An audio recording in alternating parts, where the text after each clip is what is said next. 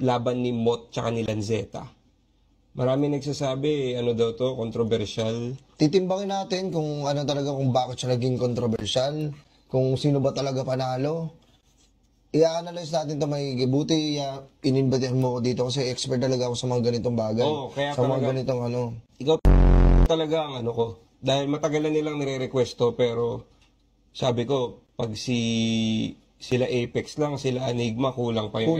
Kukulangin. Oh. Dapat sa tunay talaga na battle rapper na, which is si Cash G yun. Si Cash G ang makakapag-analyze talaga nito. Ang ghostwriter ko, official ghostwriter ni Looney. Yes, sir. Huwag kayo maingay, baka malaman nyo eh.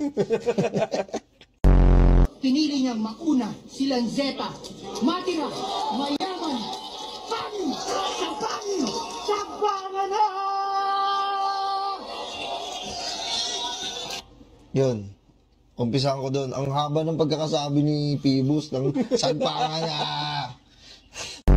Mahina pa nga yun eh. Parang may nakita pa akong mas ano dun eh. Mas mahaba? Mas mahaba. Parang ano talaga eh. Vocalista ng heavy metal band eh. Game. Pero yung gantong analyze kasi, fuck analyze. Pero feel ko, ang mga katalo lang kay Mot, nararamdaman ko ako. Siyempre. Wala nang iba pa. Cash G lang. Boy. Ako boy. Ano kami, gusto namin kasi pag naglabas kami, yung matatawa talaga yung tao. Yung hindi kami bumibitaw na matabang kasi marami ang nakaabang. Malakas din siguro yan nung nagtapat din sila ni Sixth Street. Lanzetta 6th. Oo. Iba rin din niya no? Magkakalibel din eh, no?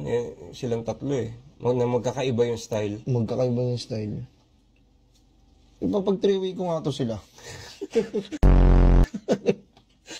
Lanzetta, Sixth Street, tsaka si Mot. Kano kaya, dapat may cash price, no? Iip nila, isang bilang panset. Yung tag 1-3. Mapahaba ng karir.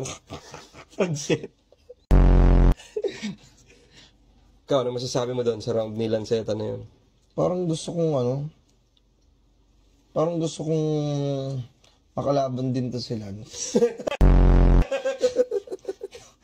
Ang dami na rin battle rapper eh. Sobrang dami magaling eh. Sino pa ba yung mga gusto kong maglaban?